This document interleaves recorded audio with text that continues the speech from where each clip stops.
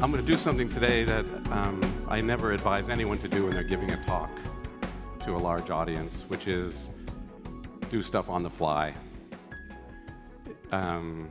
using the internet, but I have to. I'm going to show you what we actually did. I'm going to show you how we used AI in this presentation. I'm going to do it with some help from someone who used to be an intern with the Forecast Project. He was a Gretler Fellow at the university, and a few months ago he sent me an email and said, I don't know if you remember me, but I was an intern. I went to work for Apple, and I learned a lot. And I was looking through my apartment, and I noticed one of the old hard copy books we used to do that I helped you with. He said, it was a pain in the ass. It was like Excel. Who's ever heard of Excel? Using R script. It's like, so he said, so I sat down, and I thought, I now know so much about AI and what it can do and what it can code. I'm going to do it. And he did it. And he did it in no time. And so it turns out he's here. It's Chris Lee. Chris, come out.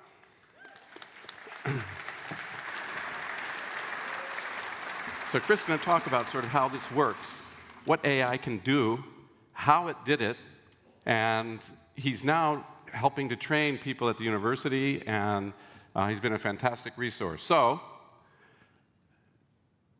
this is our new book. It's efpbook.com, and when you go there, you'll be able to see a bunch of stuff that we're doing. The data's there, and so we're going to start. Chris, go ahead. Sure. Good evening, everybody. Like Peter mentioned, I'm Chris, and I was an undergraduate intern here at the EFP not too long ago, also a Gretler Fellow. And I sort of took a little detour the past few years since graduation, working in Silicon Valley as a software engineer. And I sort of got to see firsthand how AI was being developed and how they were effectively being implemented into organizations.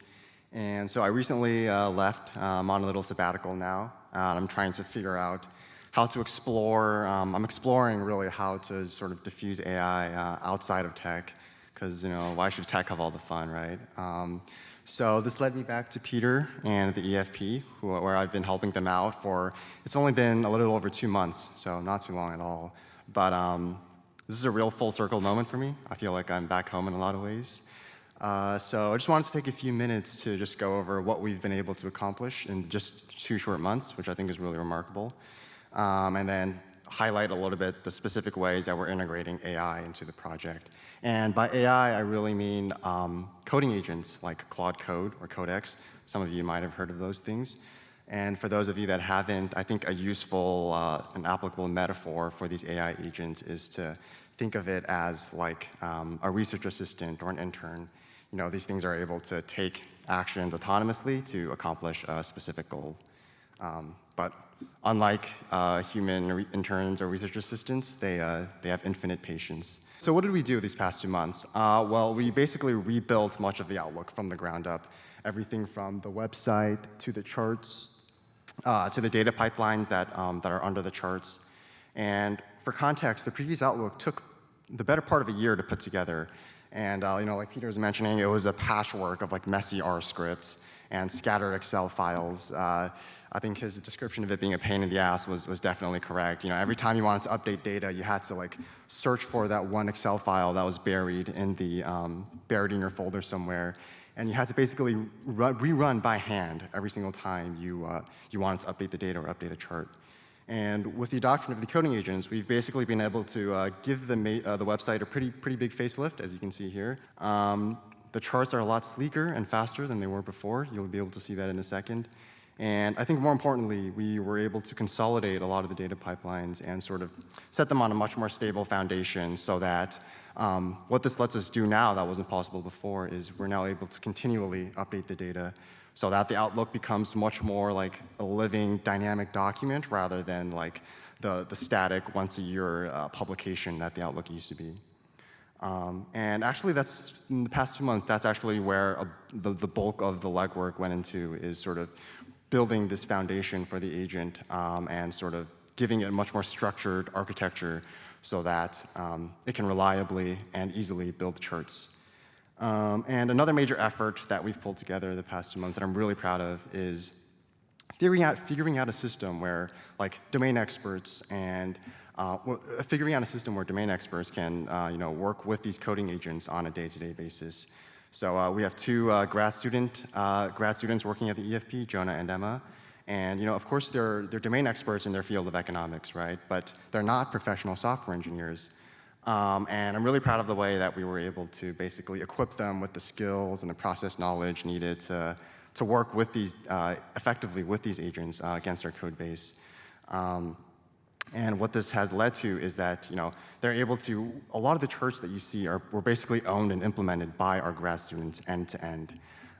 From not only building the chart pipelines, but actually wiring up the charts onto the actual website and following official, the real software engineering process of pushing those changes live to the website. They're making real meaningful contributions to the code base alongside the professional software engineer. So I'm really proud of the way we do that, and I think how their process usually goes is they'll describe to the agent the chart they want, and the agent will go out and figure out where and how to pull the data.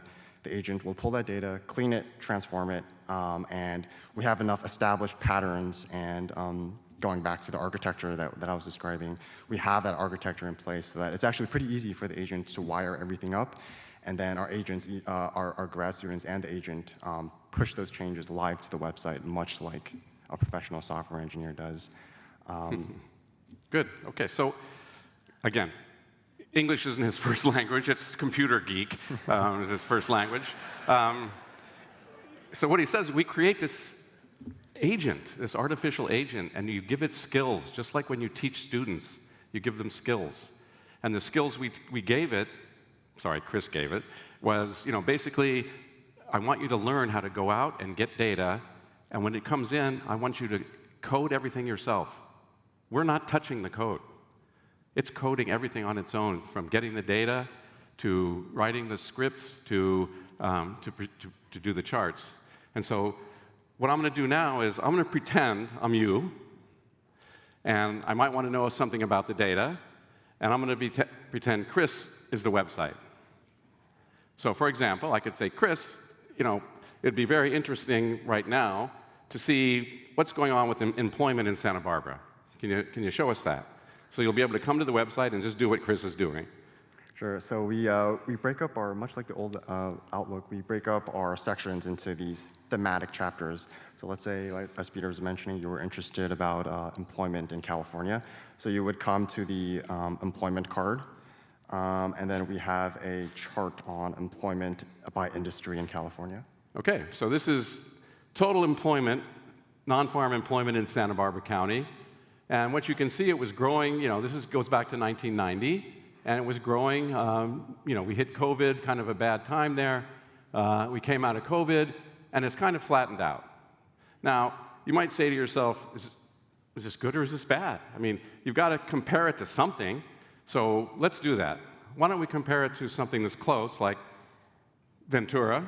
So let's do Ventura.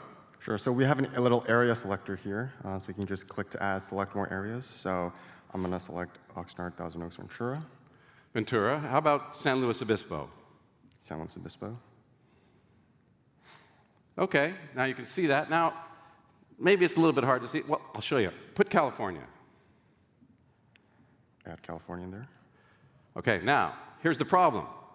The level for California is so much different, screws up the graph. Just wait. Let's index that so that they all start at the same point. Sure, so yeah, we also provide this index toggle, and it basically lets you compare on a much more apples-to-apples basis. So you're really seeing the you're comparing the shape of the change over time rather than the magnitudes. So now we're looking at the growth. Starting back, as you can see, it says in 1989, everything was 100, and now we see how it grew. And then we can see, for example, Chris, go over, let us see the numbers for a second. There you go. And what you can see is California grew 44.7%, Oxnard 38%, San Luis Obispo killed it, 61%. Santa Barbara,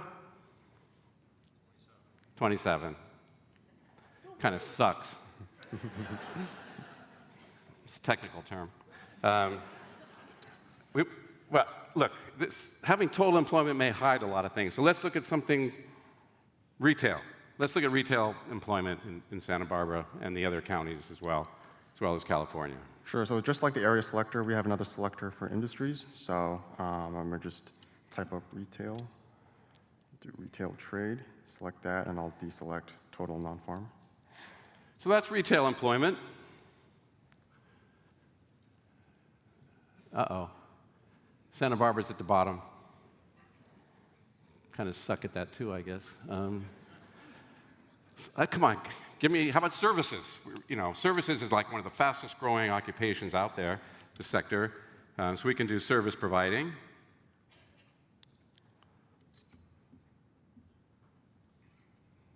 Service providing, Yeah. Deselect retail trade. It's the service sector employment. Wow. We're at the bottom. Chris, come on, man. Manufacturing.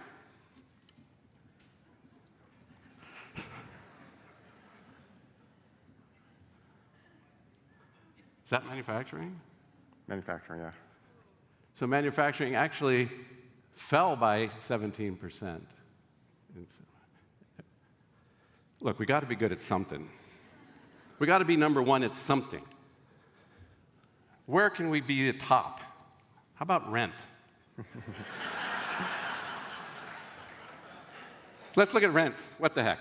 So I'm going to go to the rent chapter, or the real estate chapter, and we have a chart on the rent index. I'm going to pull that up here, this one. Okay, so what do we have? We have rents. The blue line is Santa Barbara. The gold line is the United States. And what you can see is, number one, the level's higher for Santa Barbara. And then you can see right after COVID, it popped up a lot, and rents have been growing quite fast. We better index that. There we go. Let's see a number here. So how much have rents gone up? 95% since 2015. US as a whole, 67%. We're number one. Unfair. How about San Luis Obispo? That's San Luis Obispo. Okay. Oxnard, Ventura.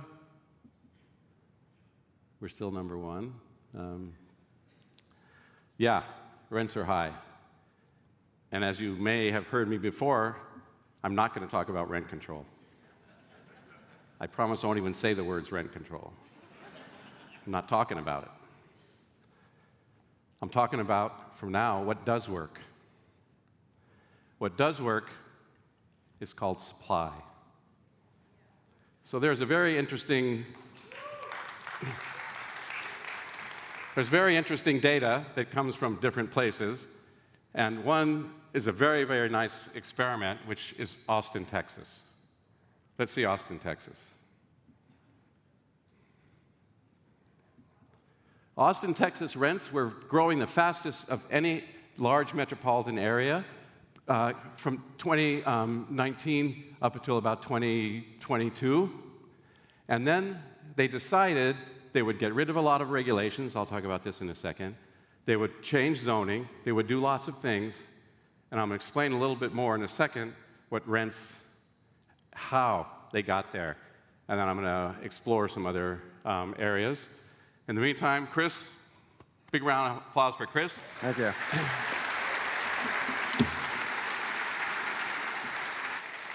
This is my Dracula theme. Like I said, I want to thank our sponsors and people who help us out at the Forecast Project. And many of you think, what do we do with that money? How do we spend it? What we're doing is we're training people like Chris. And the Gretler Foundation has been wonderful. All of our sponsors have been wonderful. And this is where the money's going, is to help these young kids. I typically have 6 to 8 interns, 2 graduate students that are constantly being trained. And then we move them out. Chris was one of them, and I think you can now see what what they do. So thank you for that.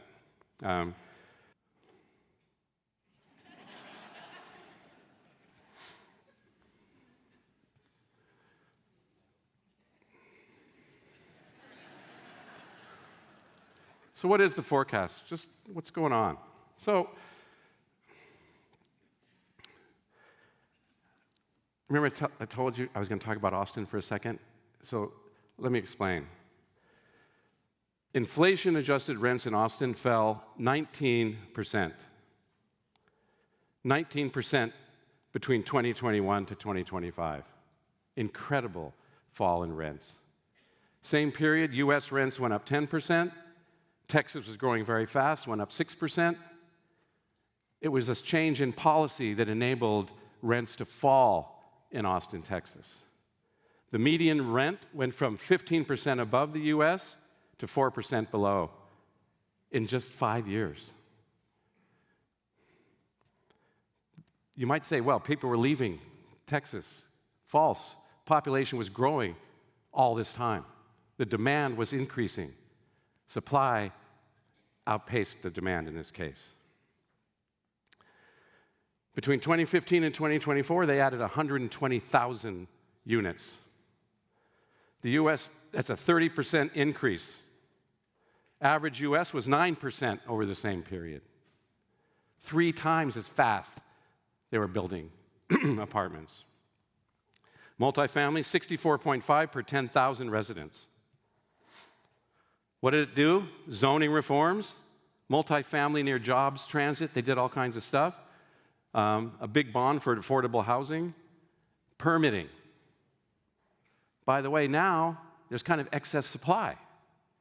Now rents are falling and landlords are giving free 2 months rent, free parking, etc. This was all done through the supply channel.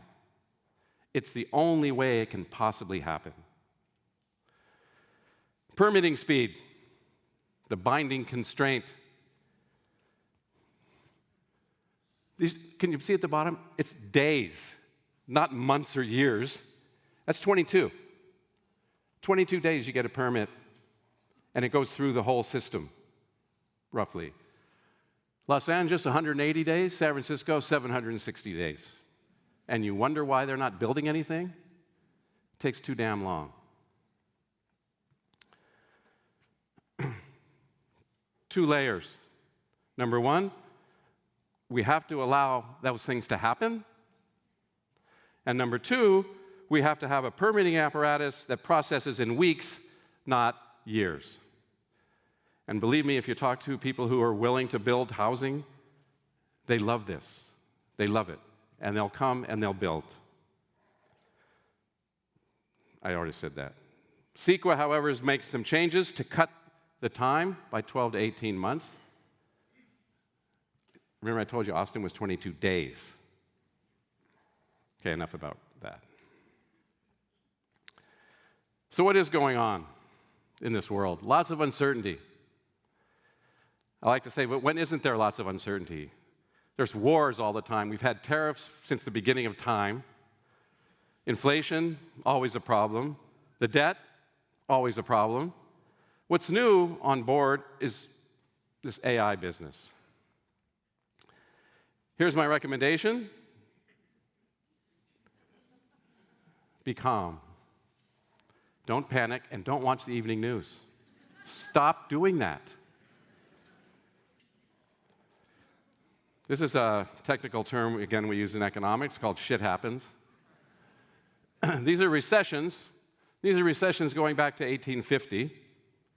And I don't know if you guys ever remember, some of you old people might remember this one back in the 1860s. It's a huge recession.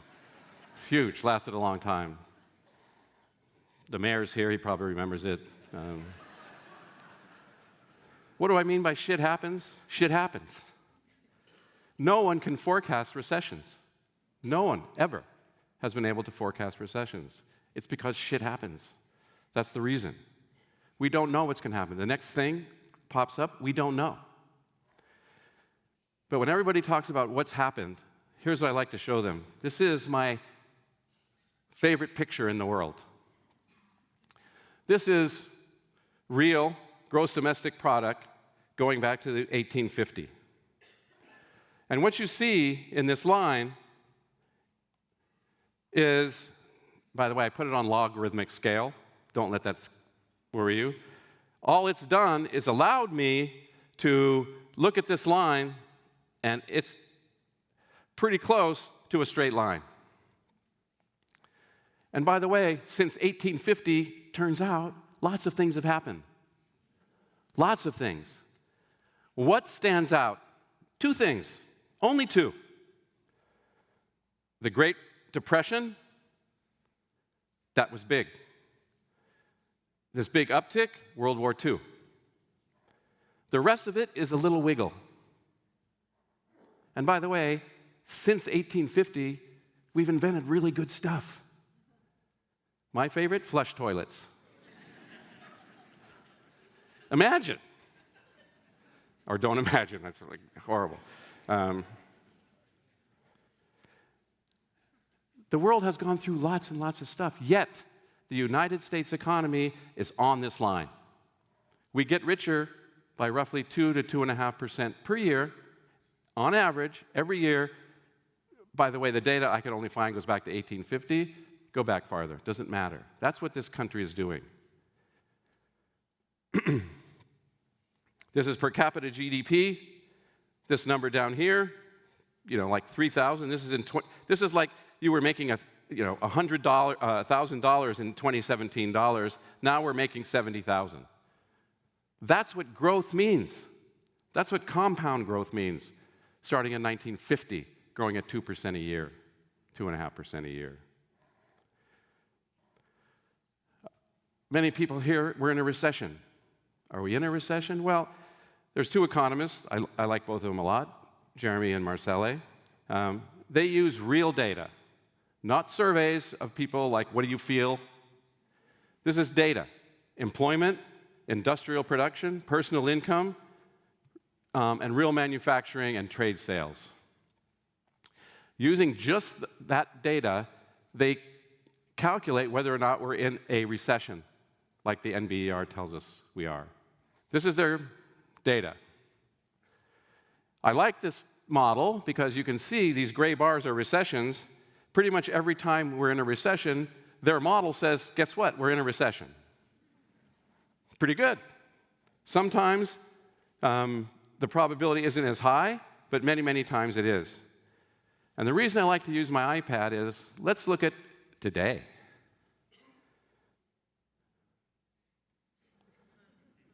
See it? That's today. There's a 1.8% probability we're in a recession today, according to data, not about what people are saying on the evening news. Labor market, it's had its struggles.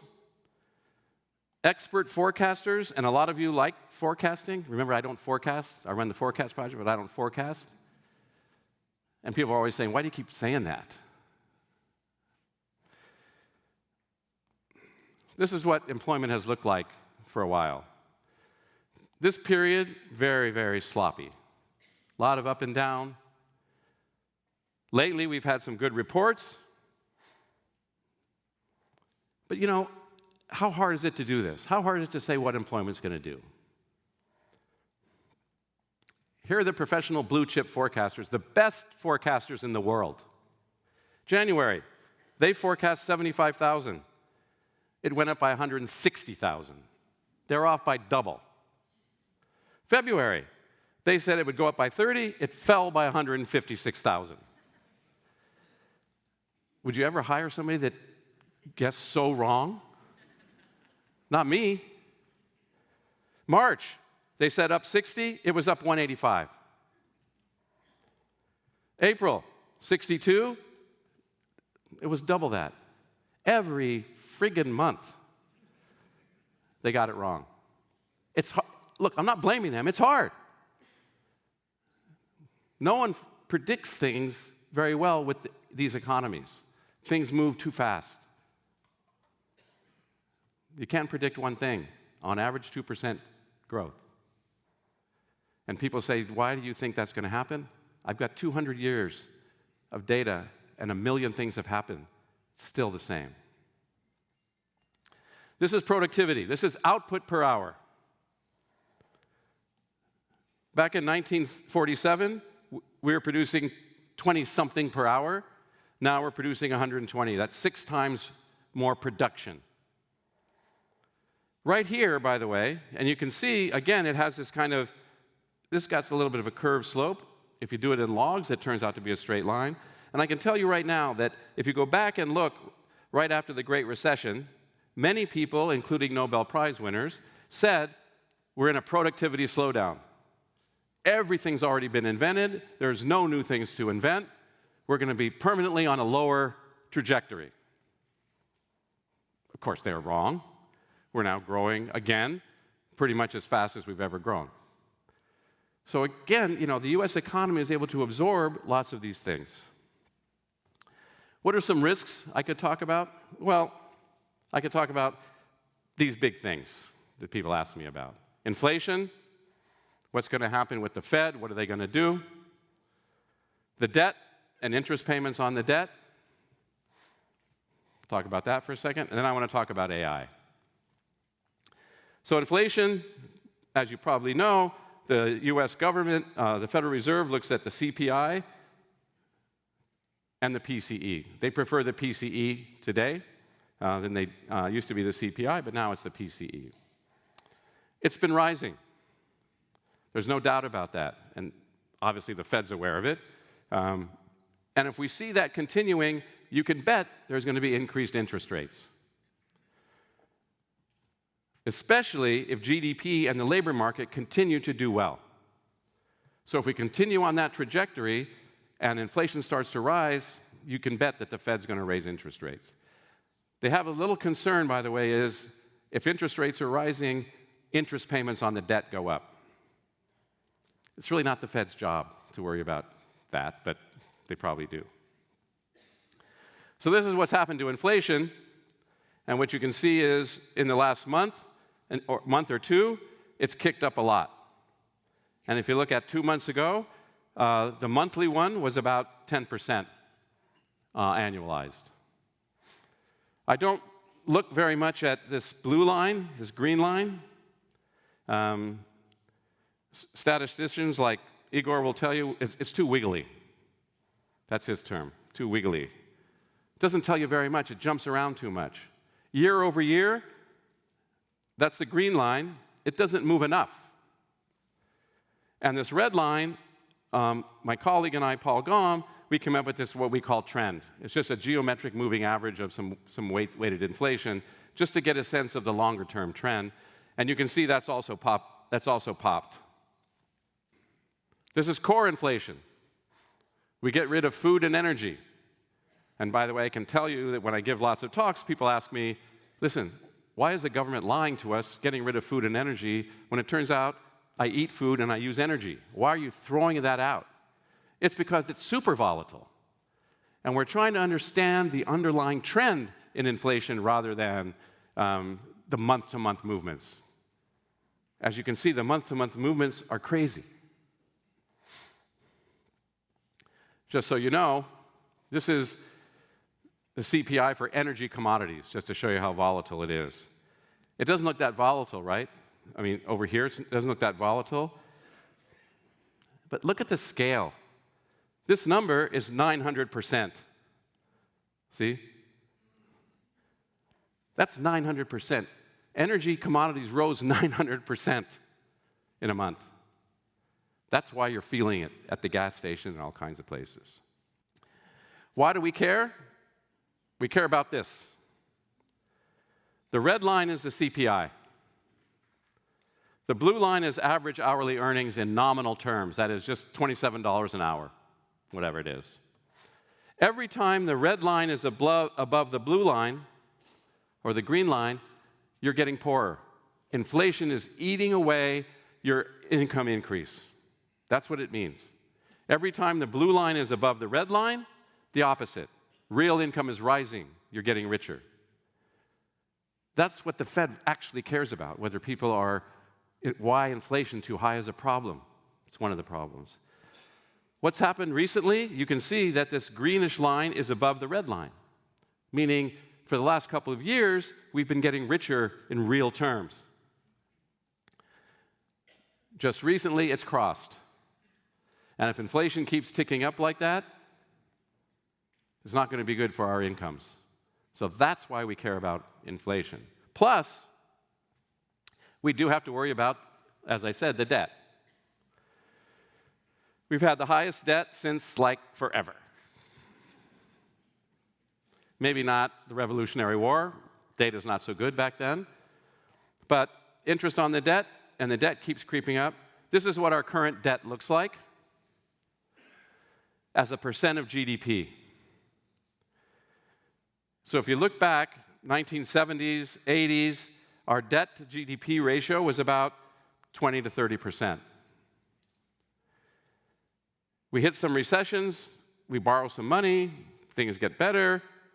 We borrow more money, things get better. We borrow a lot more money, blah, blah, blah.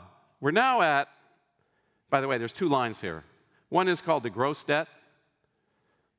This is the one you should concentrate on.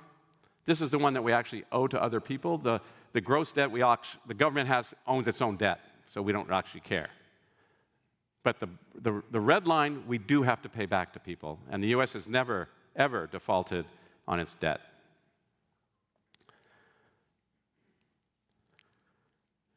This is the federal debt held by the Federal Reserve.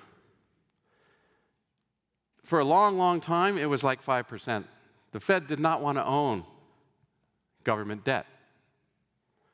And then, Great Recession, COVID. For a time there, the Fed was owning 25% of all the debt, which means, how does the Fed get the debt? How do they buy it? You can kind of think of printing money. It's not exactly true, but it's a good analogy.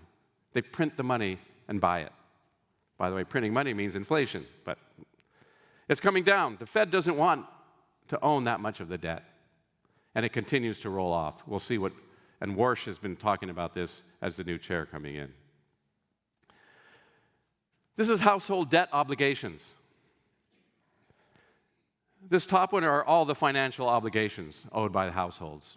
Mortgage debt, car debt, student loans, etc. And what you can see, for a long, long time, it was about 16% of their disposable income was debt. We hit the Great Recession, and people started like, whoa, I had way too much debt. We got hurt. What I like to say about this one is, every measure of debt owned by households has fallen, which to me means if there is a recession, they're a little bit better able to absorb it. They're not in too much debt. This is a percent of total federal expenditures. So if you look at total expenditures by the government, this is defense spending.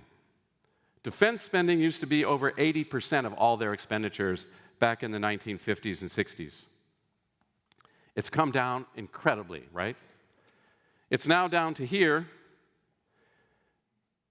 and it turns out it's about the same percentage as the interest payments on the debt, which has been rising. So we're spending about the same now on interest as debt, which we don't know what the right number for debt is, but it's starting to worry people. So now let me turn to AI. Here's the big AI question, or one of them. Will AI cause mass unemployment?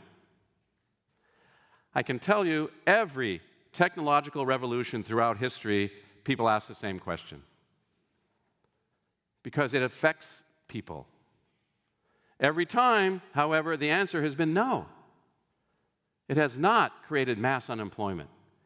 It has created jobs, and it also has lost jobs.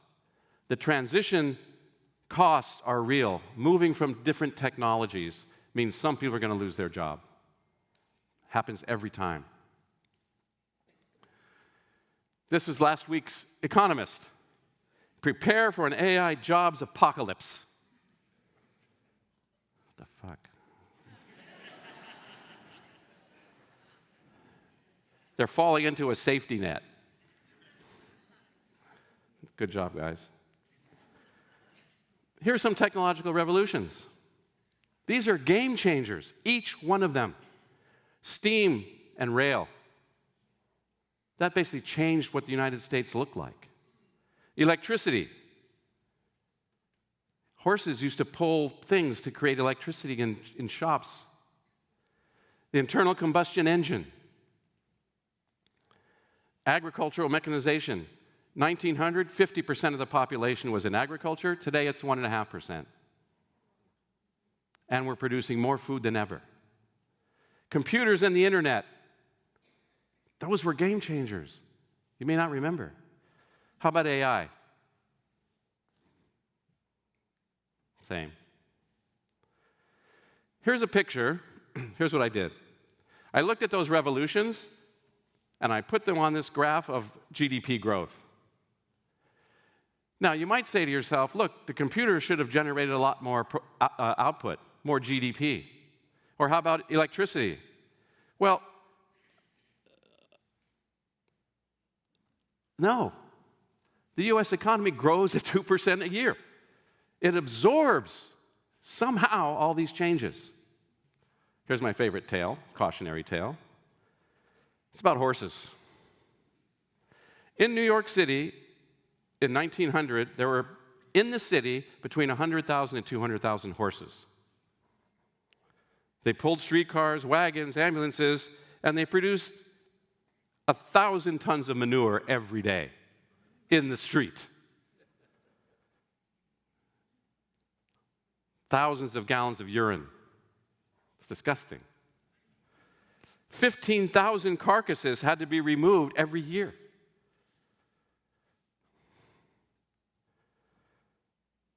In 1894, experts projected Manhattan would be buried under 9 feet of manure by 1930.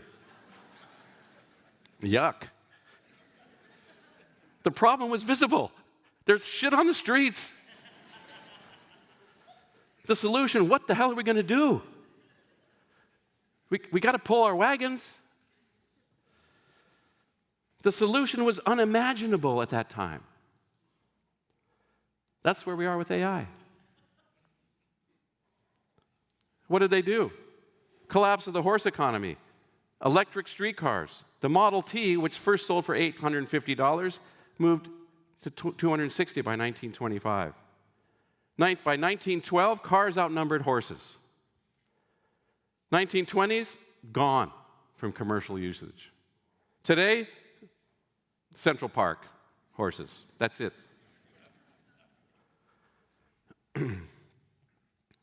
But wait, you say, humans aren't horses. Horses don't retrain. They don't retrain. Horses don't buy the cars that replace them. They're just horses. They have one job: pull stuff. Humans can do lots of things. Every wave, every technological revolution has expanded, not contracted, what humans are paid to do. History shows that. John Maynard Keynes, everybody knows Keynesian economics. He claimed there was going to be a technological unemployment in 1930. Again, scared of technology because it's going to make people unemployed. Wassily Leontief, Nobel Prize winner, computers will do to office workers what tractors did to horses. They're wrong. ATMs were supposed to end bank tellers. Teller employment has grown for 2 decades. What ATMs did was it made banks more efficient to give out money, to concentrate on other things. They actually opened more branches because it became easier. Transitions are painful. They're unevenly distributed. There are winners and losers. The China shock, letting China into the World Trade Organization, hurt retail a lot. A lot of employment was lost. These things aren't short-lived either. It can be a generation. So it's not like this bad stuff can't happen. But the question is not, Is there going to be job displacement? Of course there is. Real GDP per capita has grown 30 times since 1800. Life expectancy has doubled. Working hours, 3,000 down to 1,800. All because of technologies. Unemployment hasn't changed. Food as a share of the household budget went from 40% to under 10%. I'm not going to go through all these. You get the point. The steam and rail revolution. What vanished? Hand loom weavers, canal workers and bargemen, stagecoach drivers. Jobs that emerged, factory workers, mill hands, machine operators, engineers, etc. Next revolution, gas lamp lighters. They had to have 200 of them in New York City to light the street lights. Ice harvesters and ice delivery men.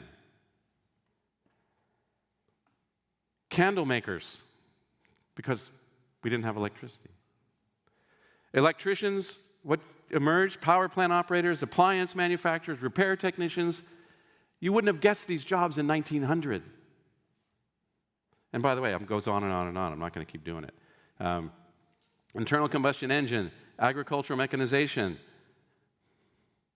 computer revolution, jobs that vanished, typists, typing pools, telephone switchboard operators. I love the old movies, right, where there's a person at the switchboard with like all these wires, like plugging them in and pulling them out. Horrible. Sorry if any of you are travel agents, bookkeepers, file clerks.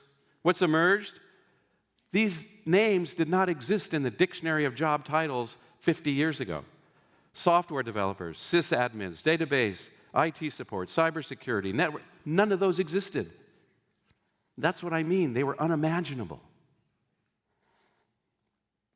Each revolution destroyed hundreds of occupations for sure. Each revolution created hundreds more.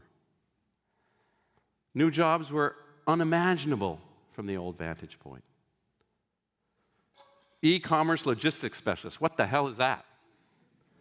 Machine learning engineer. We got one. He's speaking next, whatever that is. AI's replacement jobs are probably not jobs yet. Geoffrey Hinton, godfather of deep learning, he predicted we should stop training radiologists now in 2016. It's completely obvious that within 5 years, deep learning is going to do better than radiologists. 10 years later, radiologist employment is up. They've become more efficient. They're better at what they do. Demand for radiologists, record high.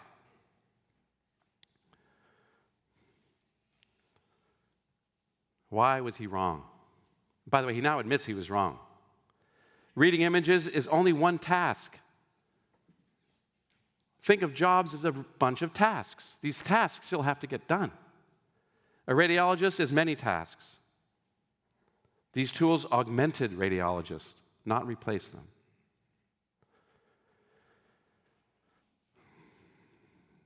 These were the original human computers. By the way, you know what their job title was? Computer. Seriously, the word computer is not the stupid box. Computers were people that computed, did arithmetic. These are NASA computers before they had real computers. And the engineers who knew all this stuff, they're like, wow, we can't do what they do. They're so much better at doing what we do. This is NASA. You know what they were doing? They were calculating trajectories for missiles. Like this, hundreds of them.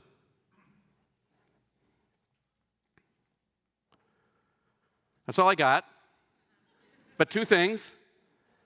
Here's a QR code. You can scan it. Here's a QR code for our book. It's efpbook.com. And the other one is a code for a fantastic blog, which is mine. It's called econsnapshot.com. I want to thank you guys very much for attending. Thank you.